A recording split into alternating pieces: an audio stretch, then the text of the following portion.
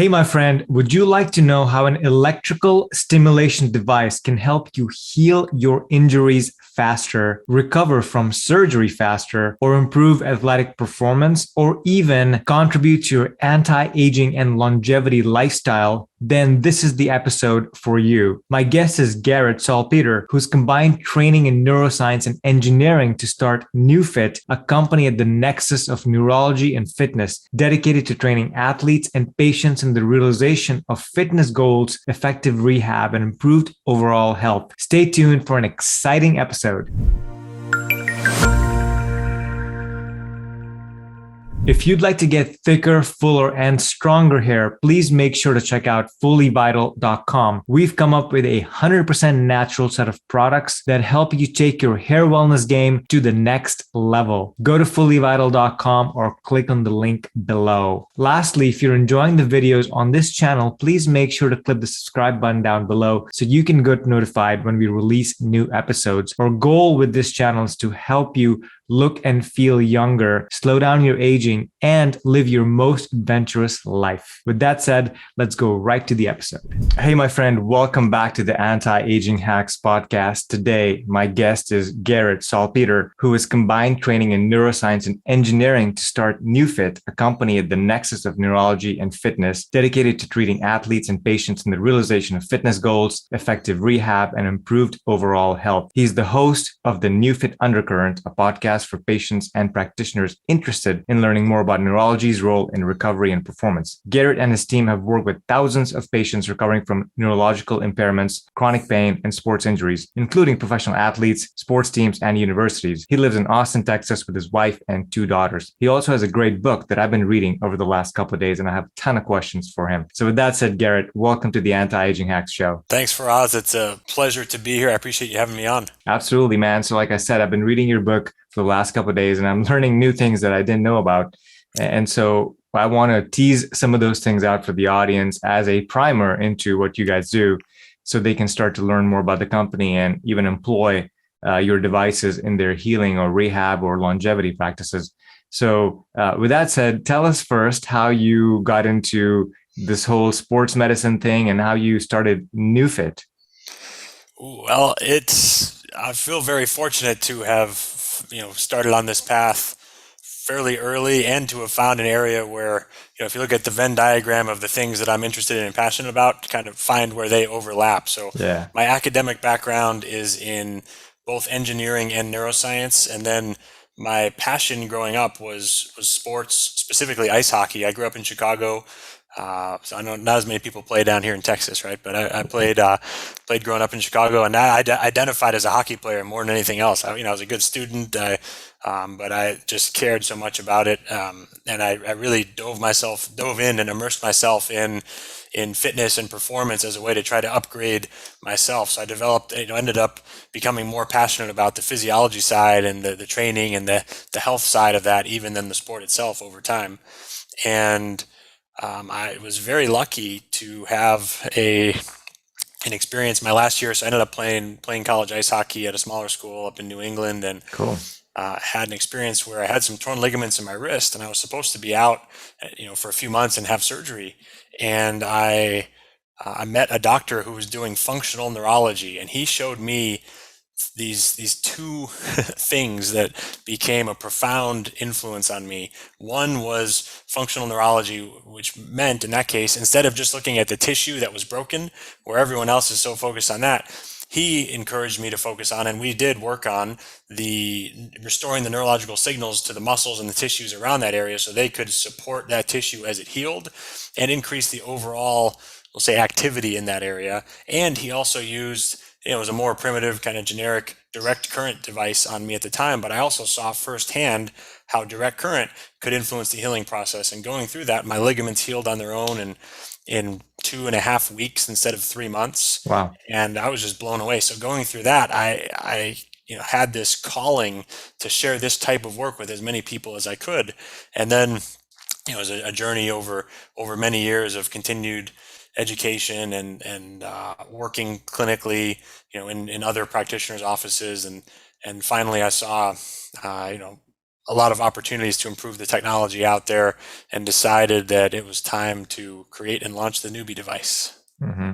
That's a great story, man. It's where your passion combines with a gap in the market, and you come up with a technology that can help so many people in the ways that, or in ways to, rehab faster or get well or be well long term.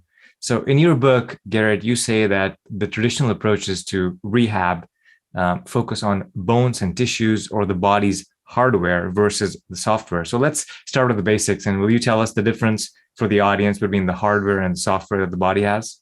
Yes, absolutely. So the hardware is, analogous to a computer. If you have a computer, you have the screen, you have the chips, you have processors, you may have other components, and then you have the software that actually runs all of those components and creates the outputs and all this. And the body has the same thing. We have these structures: bones, muscles, connective tissues, organs.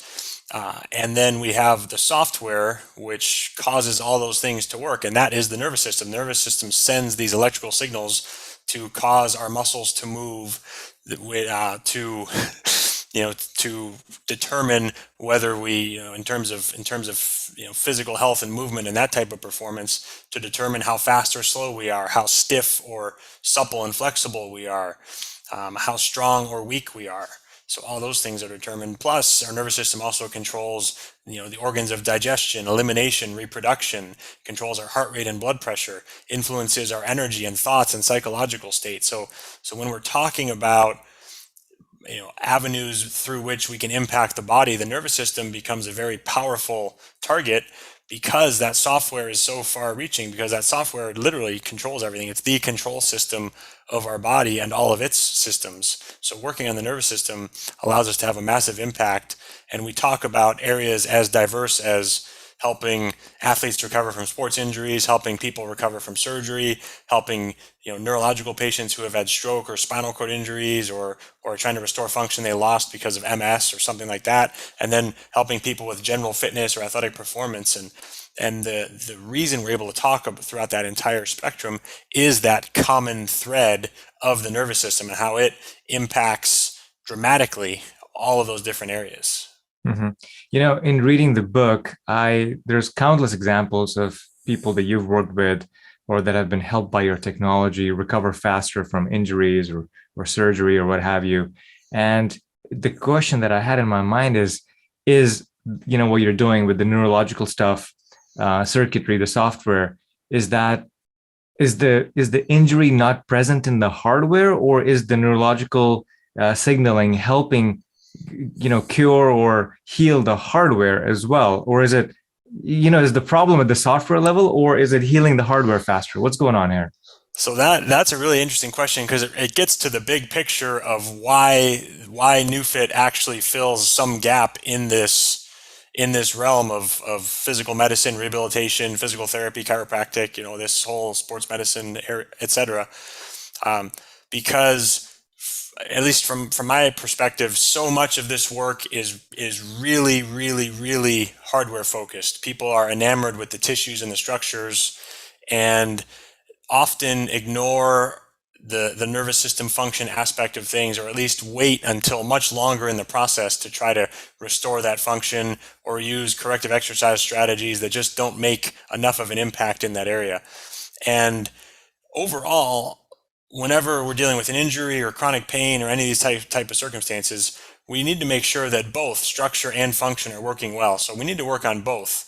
Where this approach is, I think, meaningfully different and has something to add is that we prioritize much earlier on in the process looking at the nervous system function side of the equation. And there's one story I tell in the book that I think shares a really good example of why this is important and how it can help. Because there's times where injuries are structural. Of course, there is some structural damage, but the real problem is actually the functional response to that injury. That's why the person is actually having pain or dysfunction, or why it's taking so long to heal in the first place. So one kind of extreme example of this that's in the book is from the football training room.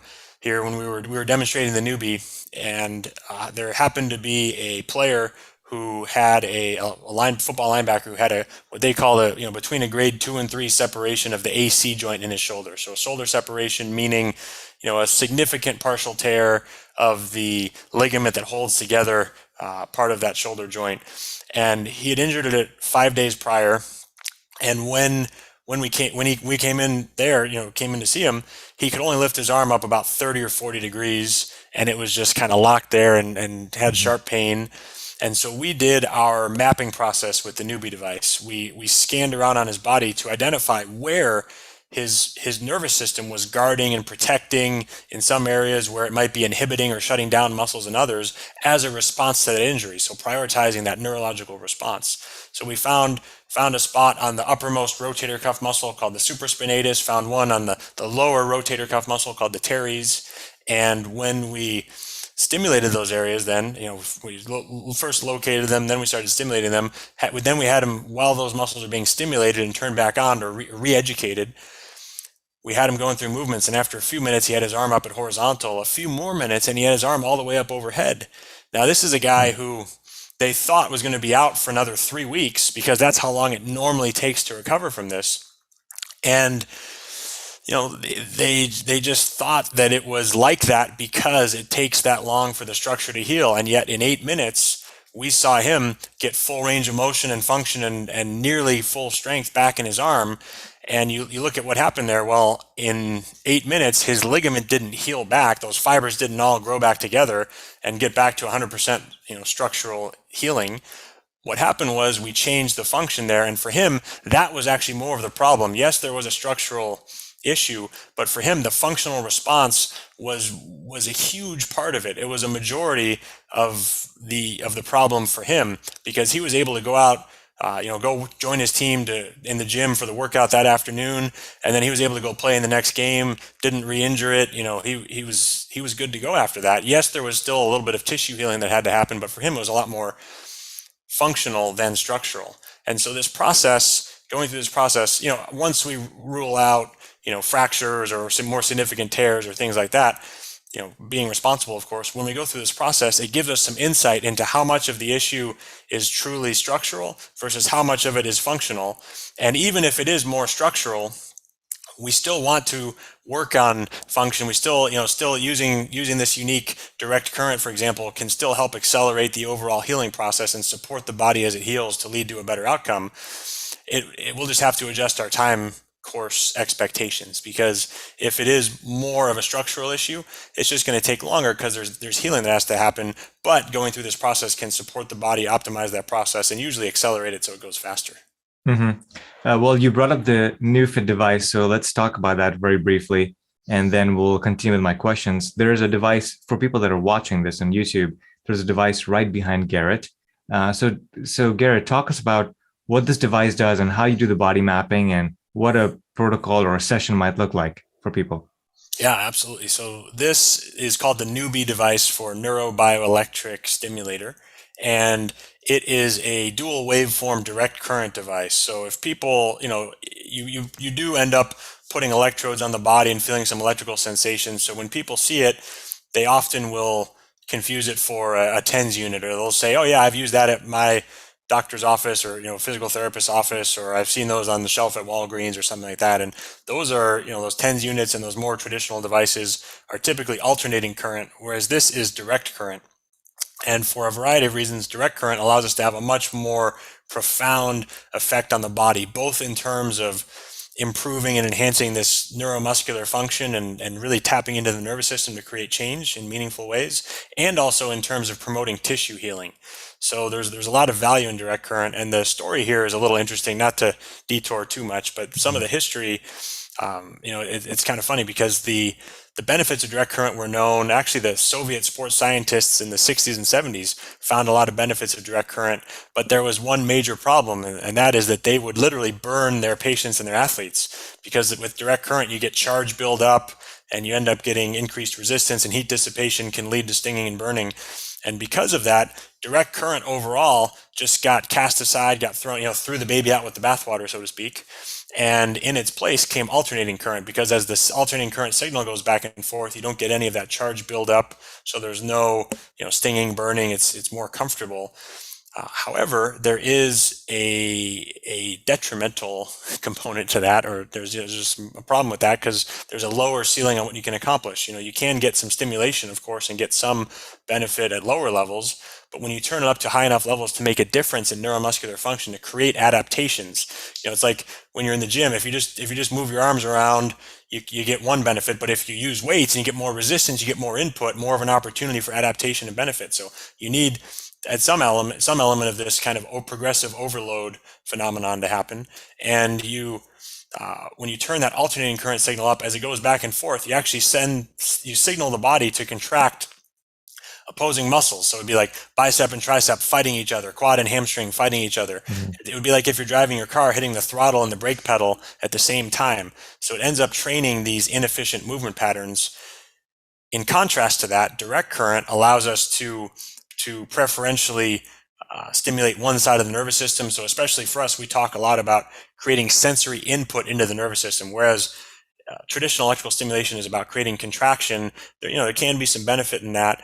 However, you can also sometimes become reliant on the device to do the work for you. Whereas with this, when we're creating neurological inputs, we're allowing patients, athletes, people who are using this to learn how to do it on their own, to create these adaptations so their nervous system works better. And we hear all the time, someone will come in, even after just one session, maybe they'll go back to the gym and they'll say, oh my gosh, I could finally feel my glutes contract, or I could activate my lat for the first time that I can remember. So sometimes these learning phenomenon can happen very quickly, these improvements in motor control too. So the direct current, the real benefits, just to summarize, are one, in that realm of being able to more powerfully and precisely create these changes in the nervous system, both for muscle function and then to target things like the parasympathetic nervous system, to get more of that rest and digest response to counteract the negative effects of chronic stress. So one is being able to more powerfully and precisely impact the nervous system, and then the other is the benefits of direct current on tissue healing. So there's, at least in animal models, some cool benefits where direct current can help orient and align and improve the function of the cells that control healing and regeneration of bone and muscle and connective tissue and nerve tissue and all these things. And so we're seeing some indications of that in some of our studies as well. But that's kind of the biggest differentiating factor, is that we've found ways to get that direct current into the body without stinging or burning the skin, so that we can harness those benefits. Mm-hmm. Yeah, and I tried a session, I believe it was at the biohacking conference in Orlando last year. I'm pretty sure it was. And so, yeah, it didn't sting, it didn't hurt. And I did notice some improvements in my mobility right after the session. And so I'm interested in talking more to you, Garrett, and we'll get into some of my issues that I've had, especially with my shoulder over the last 10 years. But I think, to come back to what you were saying, is direct current in some models has shown to directly improve function and cells and help heal tissues in the body. But on the other side, it helps train and helps your body. I guess what I read in the book, at least, was it helps your body open up, train those neural pathways back to normal function, so that your body's not clamping down, it's not reducing blood flow.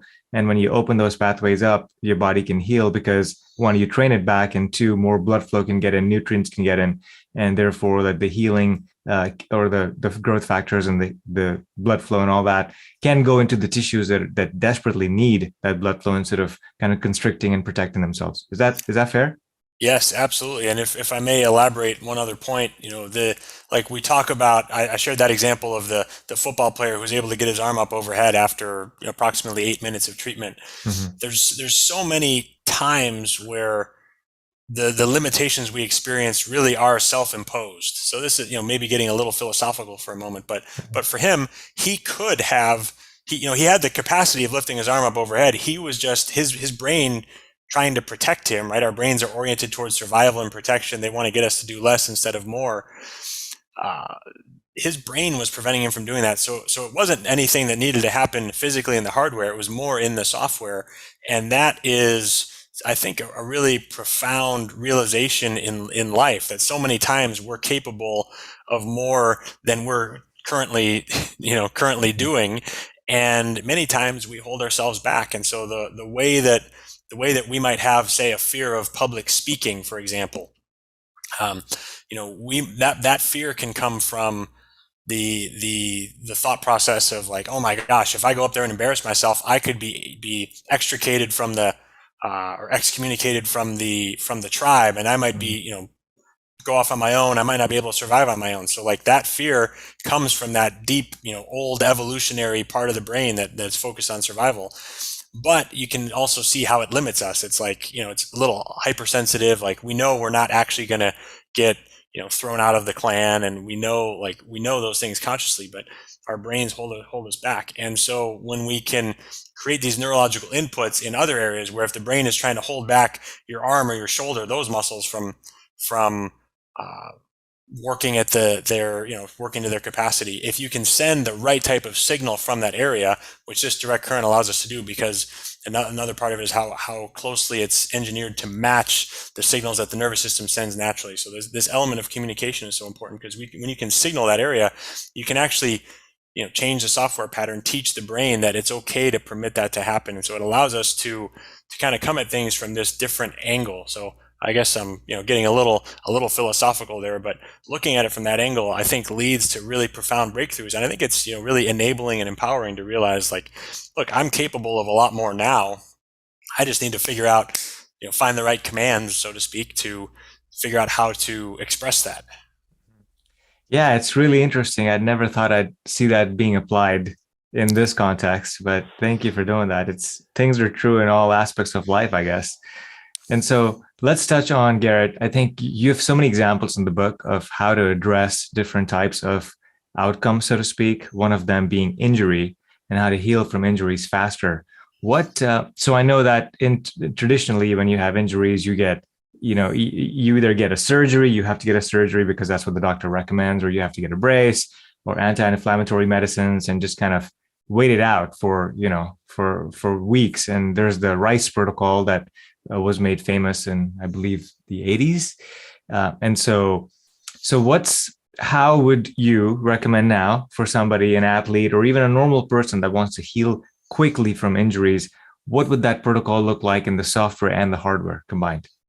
Yeah. Yes. So I'm glad you said that in terms of combined, because it is both, absolutely. So the first thing I'd say is, let's figure out the extent of injury. If there's any question of, if is a bone fractured or something like that, like we want to be responsible and get an appropriate diagnosis, see an appropriate medical professional first to get evaluated. If something is broken and, just loaded, like if something is broken in your leg and just standing on it is going to potentially, compound things and make things worse, we want to make sure that you can, take the appropriate steps there. So first thing we want to do is be responsible. From there, I think it's important to realize that a lot of the reason we have pain, a lot of the reason it takes so long to heal is these mechanisms that we've been talking about how the nervous system and the brain guard and protect and limit function around injury. And there's this suite of three main protective signals that the brain and nervous system can send. So one is tightness. Mm-hmm. Two is weakness or inhibition, shutting down muscles, and both of those are meant to limit or restrict movement in a potentially compromised area. And then the third is pain.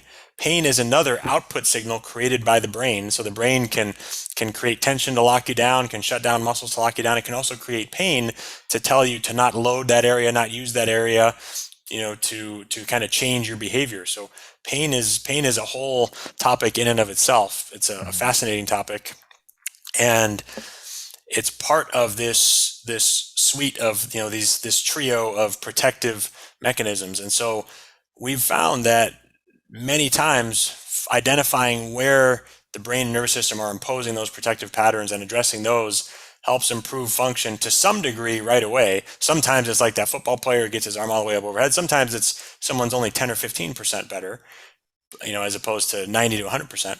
But by doing that, by helping to work through those patterns, you're putting the body in a position where it can heal better, where the muscles will work better to support that injured tissue as it heals. Because there is a natural healing process. We have to let it run its course, but we want to also remove the impediments that are normally slowing it down. So if the body is locked in that guarding, protective contraction state, that excessive tension, for example, can literally, or if the muscles are inhibited and shut down, that lack of movement and extra pressure in the area can literally reduce the flow of blood into that area and delay and impair the body's ability to bring the raw materials and heal. So in many ways, the body stands in its own way. The body gets in the way of its own healing process, and being able to address that oftentimes opens the floodgates, so to speak, so that the body's natural healing process can happen. And when it does, sometimes it seems miraculous. Like this guy's shoulder, we see all the time. Also here in Texas, we see a lot of college football or high school football players, and both college too. But during the season, there's a lot of times, we'll have a guy who has a sprained ankle. It's normally going to be 3 or 4 weeks, and they go through this process and they're back in one, and we see it, a few times every season. And there is still some healing that has to happen. But when you get rid of those influences that would otherwise slow down the healing process, it can go at its normal rate, and it seems miraculous, and it is. The body's miraculous as long as we can really channel that healing power that we all have. Mm-hmm. That's fascinating. This exact point, when I was reading in the book, you said that when you have an injury or even a surgery, which we'll get to next, you don't want to rest your muscles too much, and you want to get them in motion, and you want to get the muscles moving, but also this neurological stimulation, so that it actually helps you heal faster, as opposed to the resting, which we would have thought, oh, we just rest for a couple weeks or 6 weeks, don't move it too much, it's going to be fine. But you're arguing for the opposite, in that move it more, get the stimulation going, and that is actually what's moving the needle in terms of healing faster, which seems crazy at the outset, but makes a lot of sense when you kind of uncover the layers a little bit. Yeah, absolutely. And I think it's the same theme or the same point as something that's super relevant to the arc of topics on your podcast here. When you're talking about longevity, there's a great saying that we don't get old because we don't stop moving because we get old. We get old because we stop moving, right? So if we're more sedentary, whether it's as we age or because we're injured, the signal to the body is to downregulate, right? Because the brain is oriented towards survival. One thing it wants to do is conserve energy. So if the signal to our brain is, hey, we're just going to be sitting here for a while, not doing much, the brain says, oh, phew, I can start to, spend less energy here. I can cut a little bit there. I can conserve resources down here, and ultimately starts to downregulate everything. And, sometimes when we're, in 20s, 30s, and 40s, that can be happening, and we may not notice it, might notice a little bit of fatigue here and there, but those effects can compound over time, and eventually they cross the threshold where, gosh darn it, we notice it. We can't do as much as we used to. And the same thing is true, on maybe a less obvious or less apparent level, but same thing is true after injury. If you want to try to activate the body as much as you can and go up to that threshold of do as much as you can without exacerbating or re-injuring or making the problem worse. So that question becomes, part of it becomes that the skill and the clinical ability to identify where that threshold is of how much you can do to activate the body's resources so it can heal as effectively as possible and to do it responsibly. Yeah, absolutely. And thanks for answering that and touching on longevity, which I have a few questions for you in that specific regard as well, because this is an anti-aging podcast. Let's be real. But I do want to ask you, in terms of, let's say, a shoulder or a knee injury, how do you determine if the patient is a good use case for the Neufit technology? For example, if they bring you an MRI, is that enough for you to know that we can help, and specifically how we can help, or how does that process go? And I'm asking for a friend. Wink, wink. Right. So this is something that comes up a lot. People will have these MRIs that show something, whether it be, some sort of partial tear of a meniscus in the knee, some sort of partial tear of labrum or a tendon in the shoulder, or potentially a slightly herniated or bulging disc or something like that.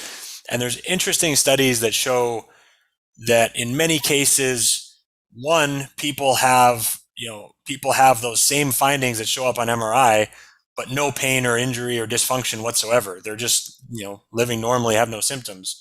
So there is a disconnect between physical hardware damage and pain. Pain is in the software of the body. It's an output signal of the brain. So the first thing that I want to do with your friend who, wink wink, who comes in here, right, is talk about, okay, look, it's possible that the pain is directly caused by this physical structural problem that you have, and that you might end up needing surgery to repair it. That is a possibility to which we have to remain open. However, I think we'll all agree at this point that surgery should be a last resort. Mm-hmm. And there's many cases where people have come in with this same sort of finding, and we've been able to help them get completely out of pain, get back to full function, or close enough to where they wouldn't even dream of having surgery, right? Because it's no longer worth the risks. Yeah. And so, like, yes, there's times, thankfully there are times when there are skilled surgeons because we need them.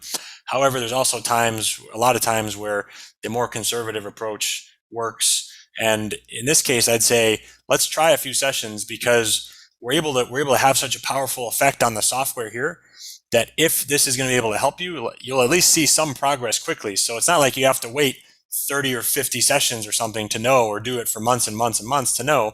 You'll at least see some indicators fairly quickly of the degree to which this can help you. And then we can make a more informed decision about whether to complete the plan of care, or whether to say, look, we don't think we can impact this at all. Maybe it is time to consider some more structural approach like surgery, or maybe something in between like regenerative, PRP, stem cells, something like that. And then we can work to help your body recover in combination with that. So that's kind of the approach in those borderline cases. I'd say, let's kind of frame the situation, and then say, let's try some of this work to work on improving function, give the body a chance to heal, and see how far we can get. And then, based on how the individual is progressing, we'll have some indicators and be able to kind of make a more informed and better decision as to the long-term course. Mm-hmm. Well, thank you for answering that hypothetical question. But I'll definitely come in and see you. And I've got a plan that I'm putting together for my shoulder, which includes peptides, which includes regenerative medicine, which might include energy medicine like PEMF, and or the Neufit or the Neubie device, all in tandem to try to heal and bring that back to 100% movement and function this year. So that's a goal of mine, and I'll be in touch with you after this for that, Garrett. Now, you touched on surgery, so let's tackle that next, and then I want to get to longevity at the end. So in terms of surgery, there's obviously sometimes, like you said, the doctor that you're visiting or seeing might recommend a surgery, not knowing, where the Neubie or the Neufit can help. But let's say a person does go into surgery. How does, on the other side of surgery, how can the Neufit or the Neubie device help them recover faster, much faster? So if we are at the point where someone does need surgery, which of course does happen, then this framework that we've already spoken about, about how in response to the trauma of injury, the brain has this tightness, weakness, and pain, this trio of protective responses, right? The same thing is going to happen after surgery as after injury like a sprained ankle or a partial tear of a shoulder, labrum or tendon. Same type of thing is going to happen. But after surgery, think about how traumatic surgery is. The body is cut into and things are broken and torn apart and put back together. There's so much trauma. It's way more traumatic than an injury, and it's a controlled one, and a controlled kind of trauma, and it's purposeful because it's helping to put the body back together. But the brain doesn't recognize that it's actually been put back together. It just recognizes that, oh my gosh, like this area, this joint, this part of the body is like a war zone, a battlefield, and it registers that as significant trauma. So it takes those same protective responses and amplifies them times 3, times 4, times 5. So it's even more profound, even more significant than after an injury, and so it becomes even more important to manage the neurological response to that surgery. And so many times after, like we see a lot of athletes after ACL surgery, for example, and the average patient recovering from ACL surgery is going to see something like a 30 to 50% atrophy of their thigh muscles on the side, on the surgical leg. So, if it's like this, it's going to literally like shrink, wow, by a very significant margin. And that's part because one of those protective responses from the brain and nervous system is inhibition or shutting down the muscles in that area. And that shutting down those muscles, it's interesting. Like if an astronaut is in in space in a zero gravity environment, within a day or two of unweighting, they can start to lose muscle mass because, again, the brain wants to conserve resource, body wants to conserve resources. And so if the body is in that state where these particular muscles of the thigh are not getting signals, even for a short period of time, they can atrophy, they can shrink very quickly. So using this technology to reactivate those muscles can that 30 to 50% atrophy maybe becomes 5 or 10%. So there's so much less loss.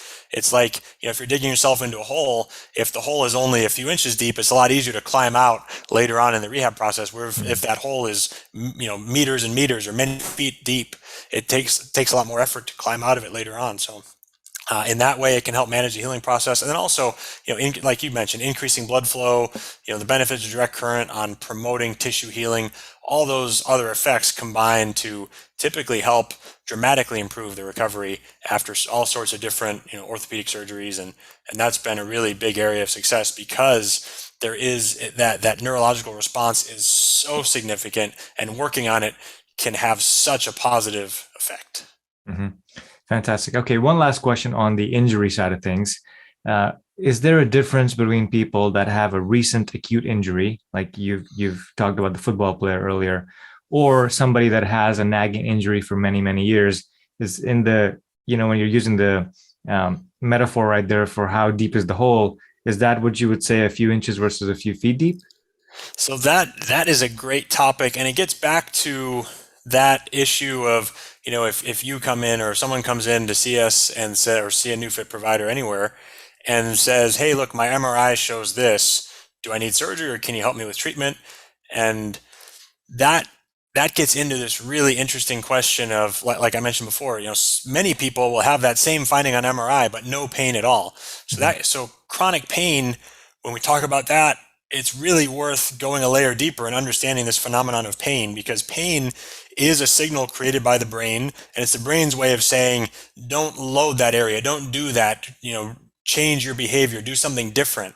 And that do something different can be in response to something physical. It can, of course, if you hit something, injure something, right, it can be painful, but it can also be in response to something that's non-physical that we think shouldn't hurt. It could be in response to psychological life stressors, like, job or relationship stresses or financial stresses, or inflammatory, responses to foods that we eat, or not sleeping well, or, having too much alcohol or something like that. Other things that stress the body, they fill up. In the book, we use this metaphor of the threat bucket, where there's different threats that we experience, physical and non-physical. And once it reaches a certain point, regardless of which threat, whether it's physical or non-physical, regardless of which one causes it to reach the top, the output, when it overflows, the output is pain.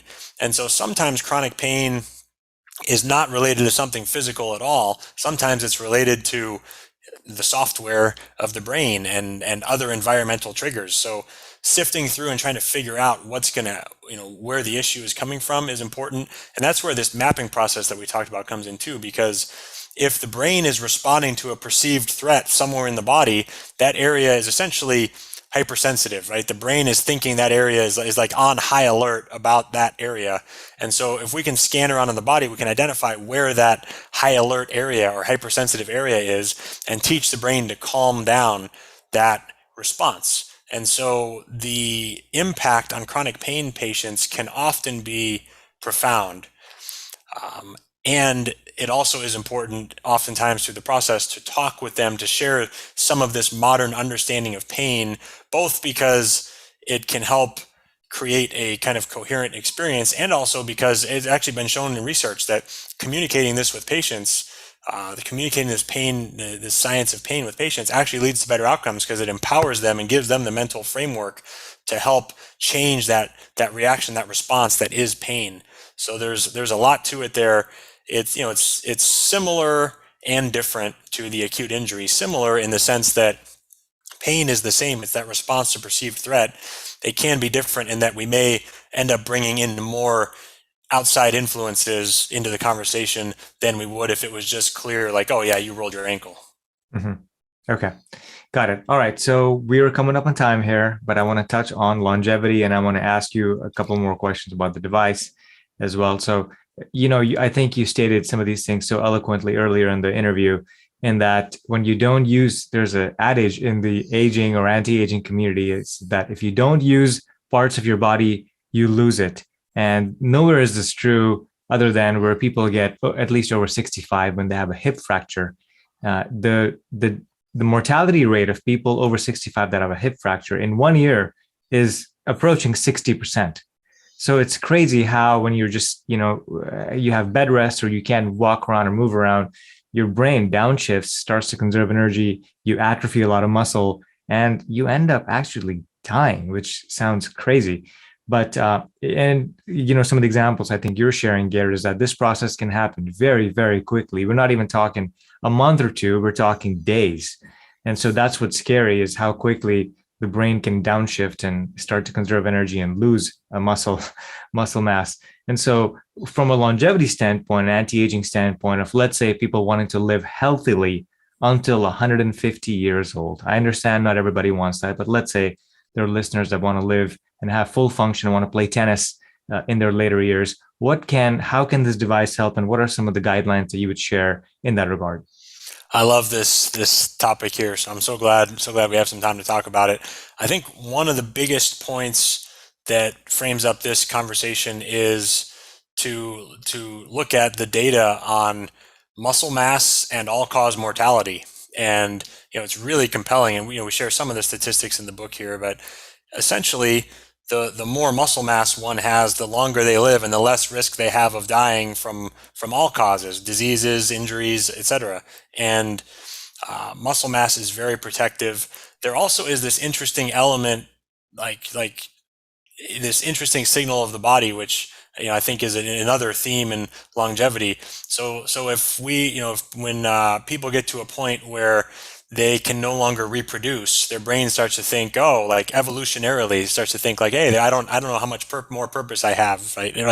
Left on this earth. And so that can lead people on the road, faster track to dying, dying sooner.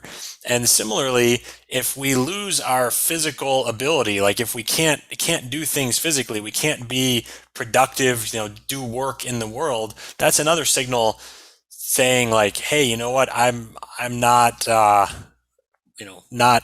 not willing and able, or not able to really be productive anymore, and that can kind of accelerate the path towards dying sooner again. So the hormonal environment, being able to work on optimizing hormones, I know is a theme that you talk about a lot in longevity.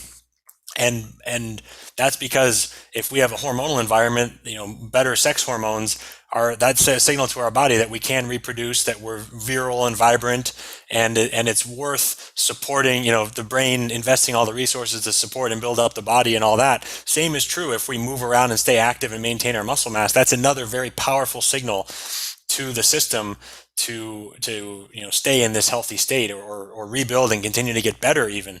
So being able to move is so important. And the another metaphor that I like to use is, people will ask well, how long do the benefits last, or something of treatment? And we'll say, oftentimes if we've reset that neurological trauma, you should be good unless you injure yourself again and it comes back for some reason, right? But even no matter how good the therapy is, you always have some movement requirements. It's like brushing your teeth. You don't do it once and you're good for the next month or year. You have to do it every day, multiple times a day, ideally. Same thing. We have movement requirements. If you don't use it, you lose it. So, getting our steps in, maintaining range of motion, taking our joints to their full range of motion, challenging our muscles so we maintain or build muscle mass. All that's important. And one of the cool benefits of the Neubie, and how we talk about using this across the whole continuum of care, is that we can help people get very powerful, effective muscular training, even if they don't have their access or the capability, or for whatever reason they can't lift weights or do resistance work, because we do need resistance training, and that could be walking up hills, walking upstairs, that could be lifting weights, using bands, other implements. But it is important to get those mechanical stresses on the muscles and tissues and bones. And if people can't do that or won't do that, using the Neubie can help get muscle recruitment in just the same way. We've got a couple studies that show this. You can get with no weight or very little external weight, you can get the same types of effects on the muscles and tissues, other tissues, same as if you were lifting heavy weights, but it can be safer because there's less risk of injury, and it can be more accessible in certain cases. So overall, it can help us reach that critical mass or that threshold of the activity that we need to maintain muscle mass, to keep ourselves healthy, keep ourselves moving well, keep the joints lubricated, keep ourselves active.